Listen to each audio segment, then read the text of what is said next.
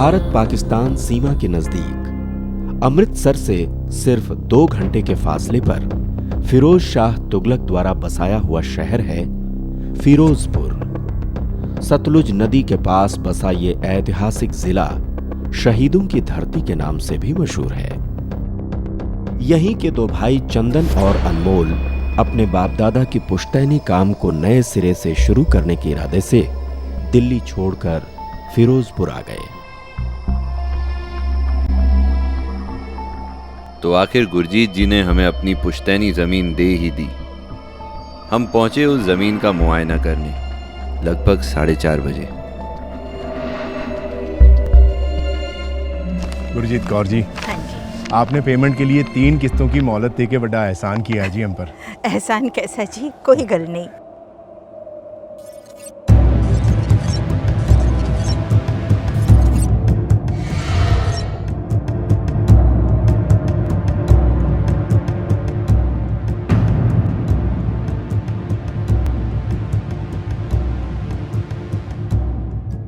पुत्र, उस जमीन से दूर ही रहना। क्यों आंटी जी?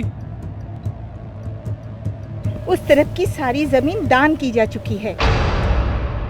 दान? हाँ, दूर रहना उस जमीन से।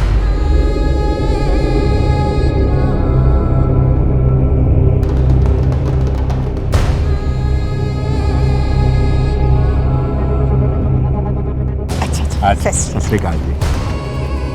आजा छोटे। आया वीर जी।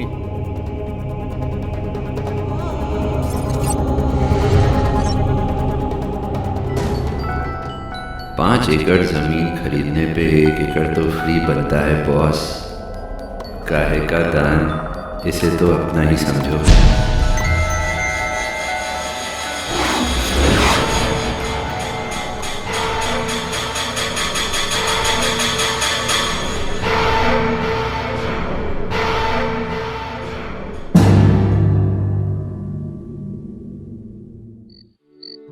जमीन नहीं थी तो शहर में जिंदगी कितनी अधूरी लग रही थी। पुत्र, तुम दोनों से बहुत खुश हो। तुम दोनों पे रब की लाख लाख मेहर हो। अरे मुझे नहीं, अपने देवन्नू खिला। लो जी लो। अरे बस खा ले। कल से वैसे भी खेतों में जाना है ना, तो ये डोले शोले सब खत्म हो जाएंगे। आज जम से खा। बस हो गया। आप लोगे जी? और नहीं, बस।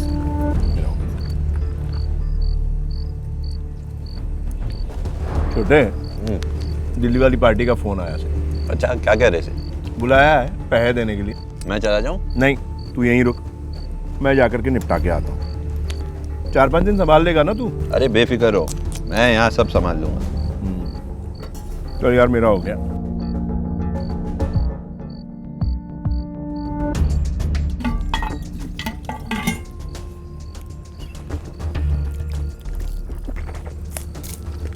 और सुन।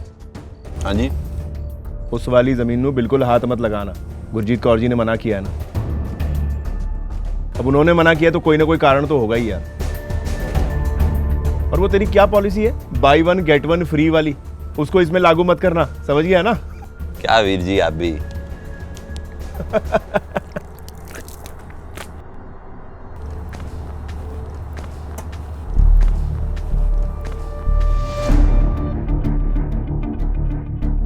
उस जमीन से दूर ही रहना। दूर रहना उस जमीन से। दूर रहना उस जमीन से। दूर रहना उस जमीन से। दूर रहना।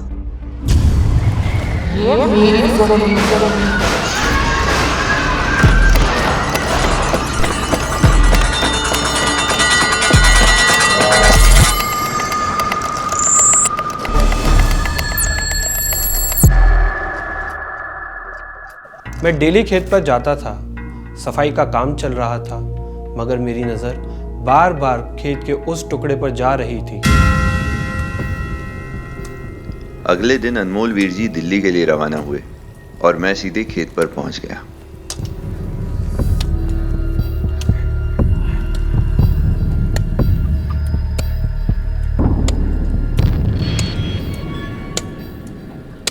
अरे ओए, ओ एत्या क्यों है मालिक? कितने लोग हैं हम? 4 मन। 4 लोग। एक काम करो, यहाँ की सफाई सारी बंद करो।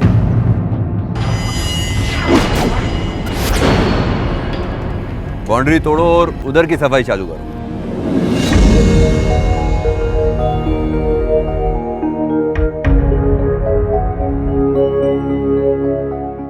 अरे खड़े खड़े देख क्या रहा है?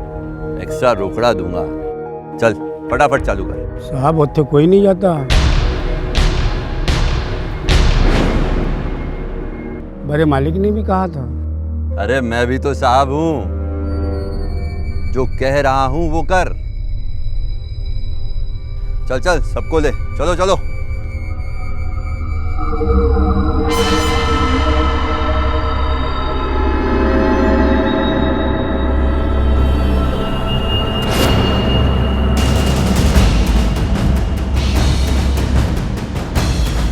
अरे काम छोड़ के कहां भाग रहे हो? ओए!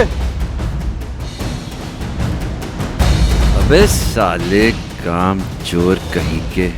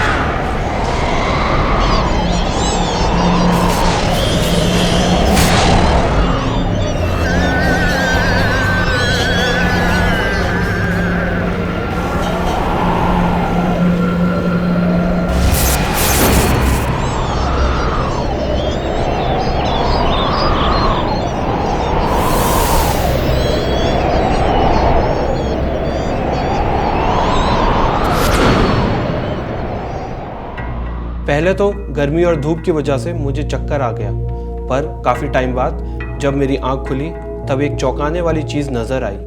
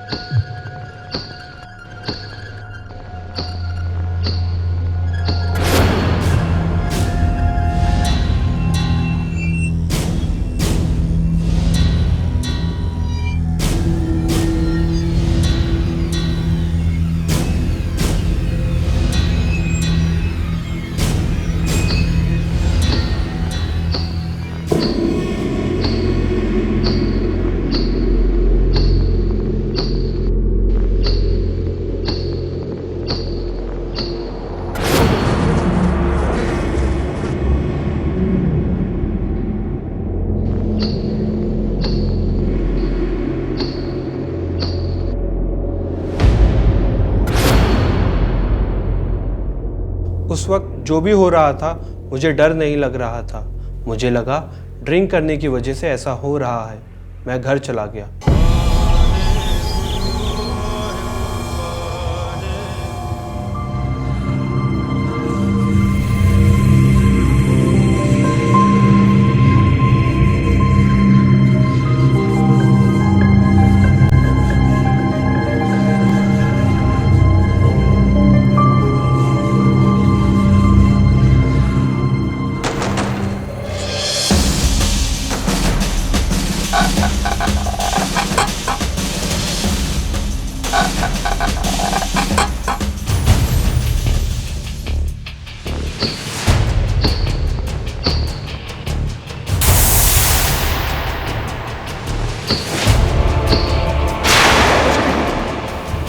चंदन चंदन चंदन चंदन चंदन आज खेत नहीं आओगी।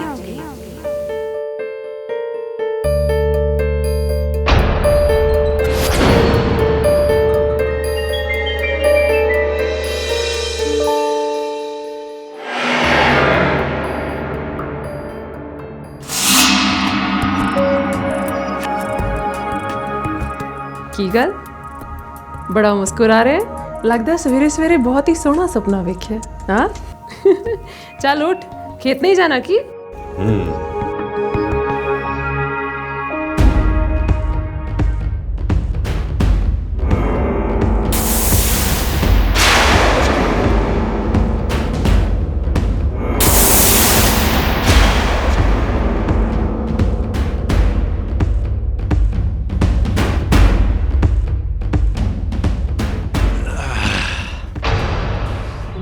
अच्छा सुन, आज रात की ट्रेन से अनमोल जी वापस आ रहे हैं। कह रहे सी कि चंदन को बोलना कल के लिए ट्रैक्टर आज ही एडवांस में बुक कर ले। अरे कर लूंगा भाभी, चिंता मत करो। पुत्र जीता रहे। बोलो माँ। आज तेरे साथ खेत पर मैं भी चलूंगी। आज नहीं, खेत पे बड़ा काम है माँ। कल ट्रैक्टर भी आ रहे हैं, कल लेके चलता हूँ, पूरा खेत घुमा दूंगा माँ। ठीक है। पकड़ो, चल भाभी नाश्ता लगा दे।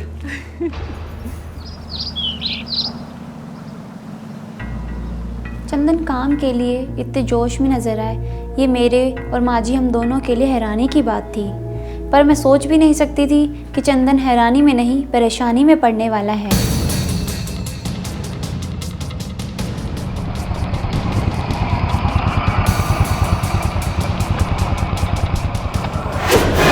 कोई जेसीबी डंपर लेके किथे तू? चल उत्थे ही रुक, मैं पहुंच रहा हूँ। सत श्री अकाल पाजी। अगले दिन अनमोल वीर जी जब दिल्ली में थे, मैं सवेरे सवेरे निकल पड़ा। वो कहते हैं ना कि सुबह सुबह का देखा हुआ सपना अक्सर सच होता है। तो जब सुबह फिर मुझे वो पायल की छन छन सुनाई दी, वही खूबसूरत गांव की छोरी का नजर आना, मैं वक्त से पहले ही निकल पड़ा खेत की तरफ। लगा दे उधर।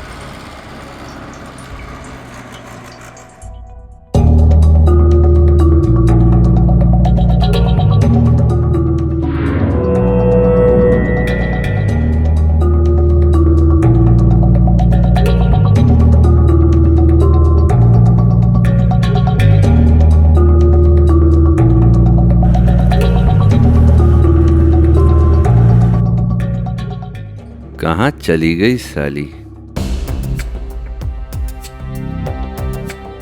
मैंने उसे बहुत ढूंढा, पर इस बार वो मुझे नजर नहीं आई। मायूस तो था मैं, लेकिन उम्मीद नहीं छोड़ी।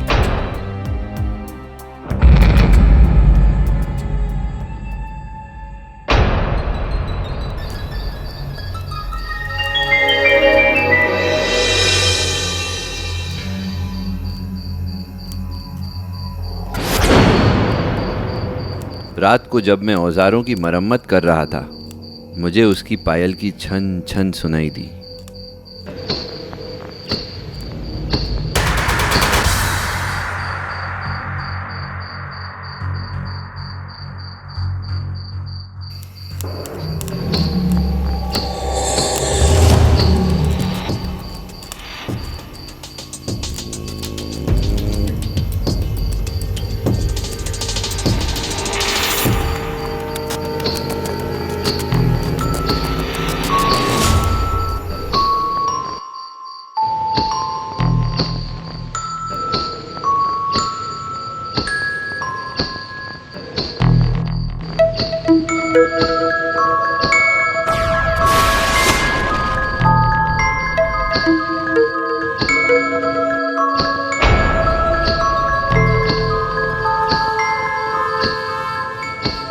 अरे सुन,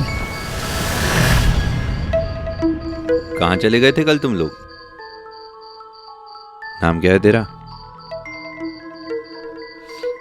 अरे रहती कहाँ है तू? वो खेत के पीछे वाले गांव में। अच्छा, कौन कौन है तेरे घर में? लगता है तेरा कोई नहीं है। कोई गल नहीं, तू यहीं रह, समझ रही है ना तू? मैं तुझे अपने खेत संभालने का काम देता हूँ। चल मैं आता हूँ ज़रा नुक्कड़ से, कुछ खाने पीने का सामान लेके। यहीं रुकना, हम साथ में बैठ के खाएंगे।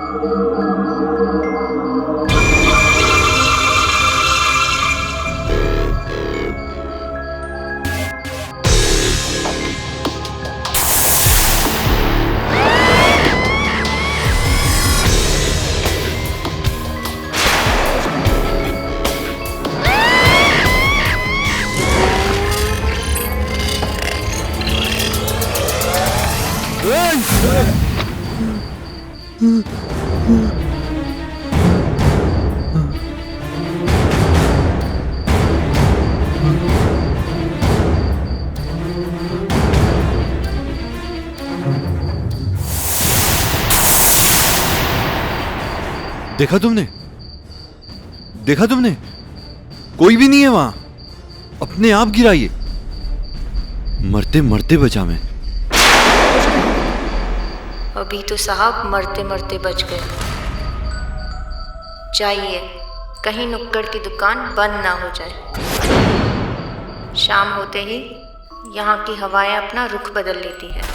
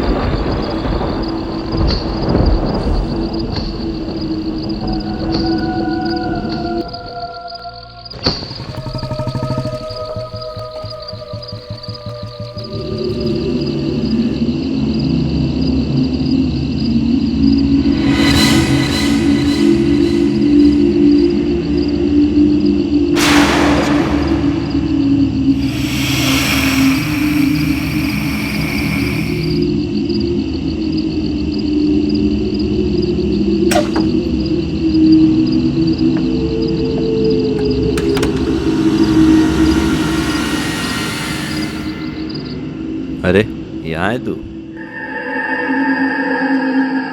खेत भी साफ कर दिए इतनी जल्दी?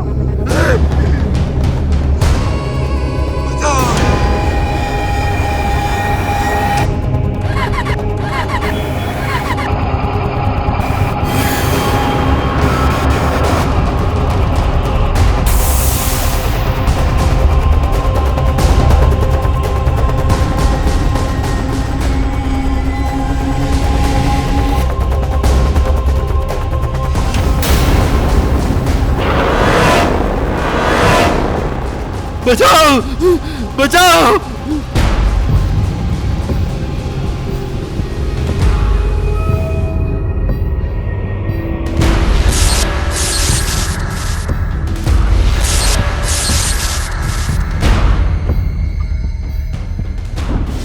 पाजी पाजी पाजी उठो पाजी पाजी।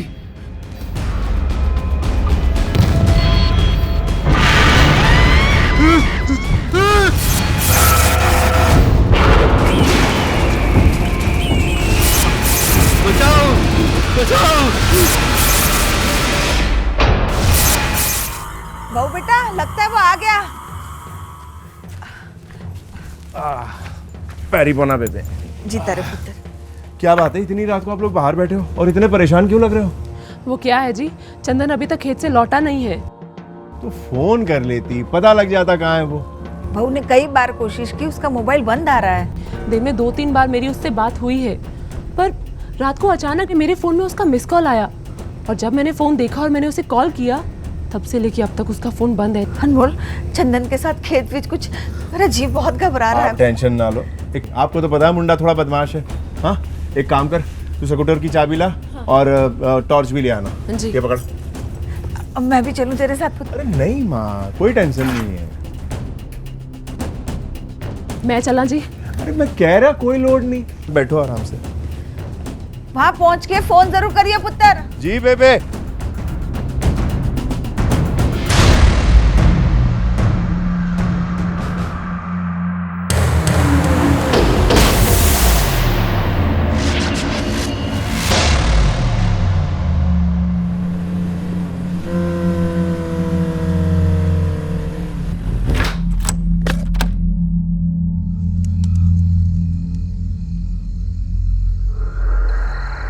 छोटे छोटे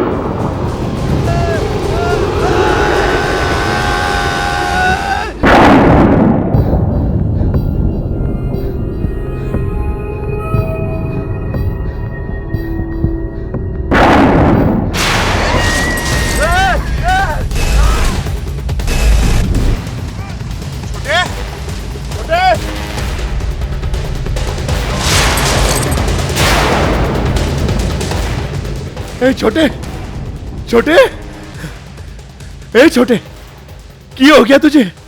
किसी जंगली जानवर ने हमला कर दिया क्या तुझ पे? उठ उठ छोटे, उठ आराम से। आजा आजा आजा बेटा, आजा।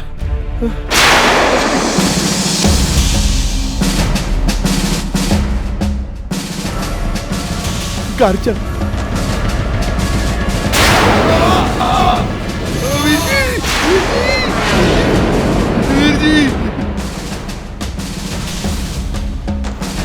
वीर जी बचाओ।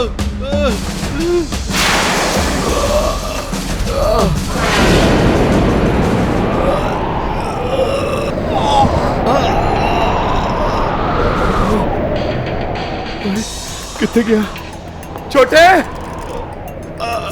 तू कितने छोटे? कितने मेरे पाए?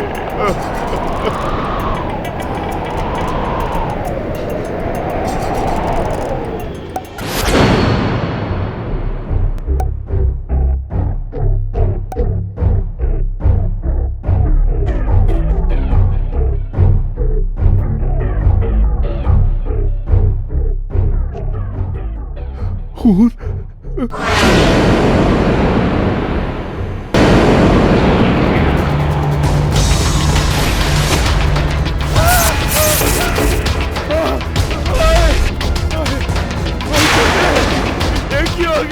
मुझे माफ कर दो। मैं कहता हूँ छोड़ दो उसे, छोड़ दो। उसने मेरी जमीन हड़पने की कोशिश की है और तू कहता है मैं इसे छोड़ दूं?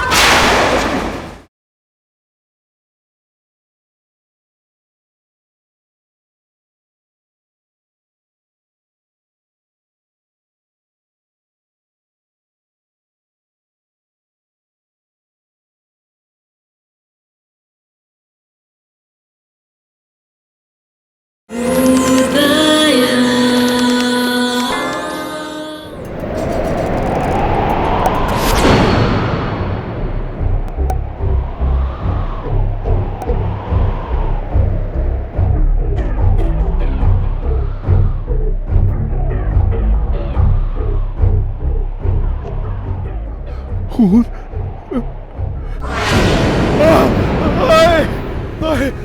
ओए छोटे, ये क्यों हो गया? छोटे क्यों हो गया? धनु, ओए छोटे, ओ मेरे भाई, कौन हो तुम? क्या दुश्मनी है तुम्हारी मेरे छोटे के संग? मैं कहता हूँ छोड़ दो उसे, छोड़ दो। ये मेरी जमीन है, इसने मेरी जमीन हड़पने की कोशिश की है और तू कहता है मैं इसे छोड़ दूं?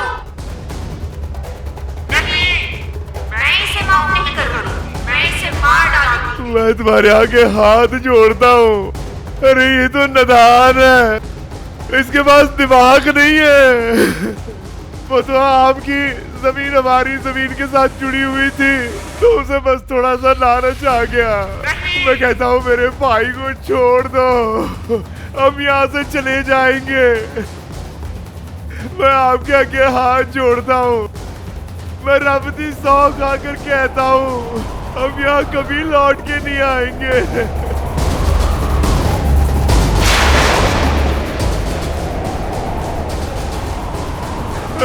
माफ कर दो, माफ कर दो, बचा लो, बचा लो, माफ कर दो जी, मुझे माफ कर दो, छोड़ दो मुझे।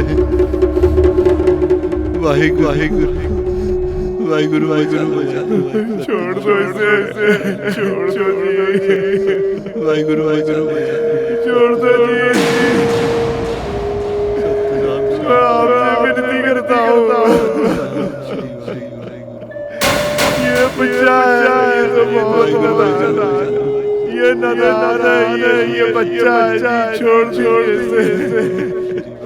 इसकी तरफ से मैं आपसे माफी मांगता हूँ जी, छोड़ दीजिए, दिल बड़ा रखिए, मैं आपसे माफी मांगता हूँ,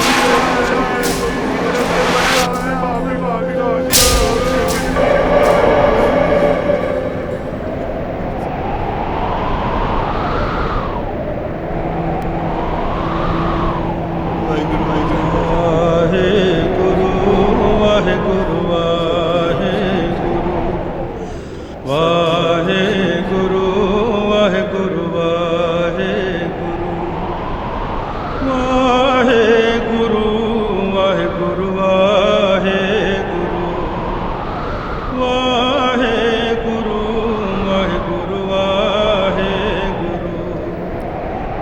रब की लख लख मेहर है हम पे कि उसने अनमोल वीर जी और मेरी माफ़ी कबूल कर ली।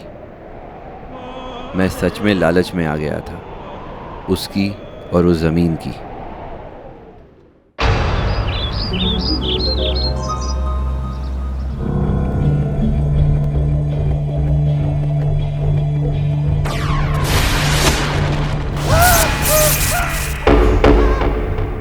अस्पताल में मुझे उसके डर ने जकड़ रखा था। अक्सर मैं उसे अपने सपनों में महसूस करके झटके से उठ बैठता था।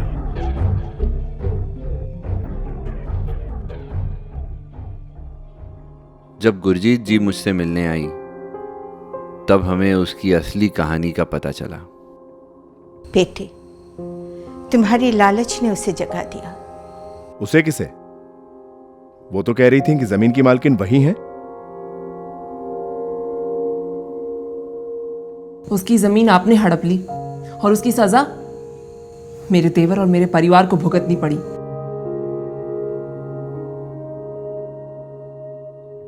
ये मेरे दार जी के दौर की बात है।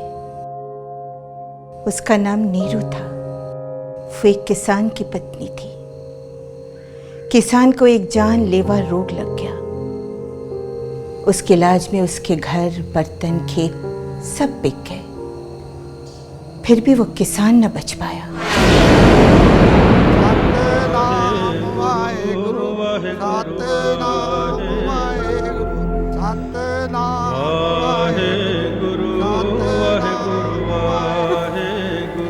इससे दुख में नीरू पागल हो गई। वो पिंड में इधर उधर दीवानों की भांति फिरती रहती थी। अपने बिके हुए खेत में जाकर रोती रहती थी। उस खेत को मेरे दारजी ने खरीदा था। नीरू की हालत पर रहम खाकर उसी खेत में बने हुए एक झोपड़ी में उन्होंने उसका रहने का बंदोबस्त कर दिया। लेकिन अचानक एक दिन उसी जमीन पर नीरू को मुर्दा पाया गया। किसी को पता ही नहीं चला कि वो कैसे मरी।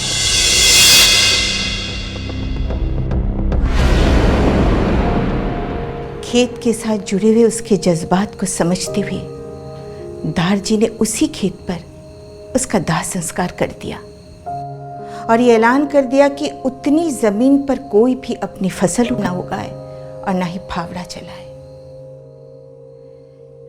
यही बात मैं उस रोज चंदन को समझाने की कोशिश कर रही थी, लेकिन इसकी लालच इसे इस नौबत तक ले आई। अब मैं उस जगह नीरू का एक स्मारक बनाकर गुरु ग्रंथ साहिब जी का पाठ करवाऊंगी ताकि उसकी आत्मा को शांति मिले।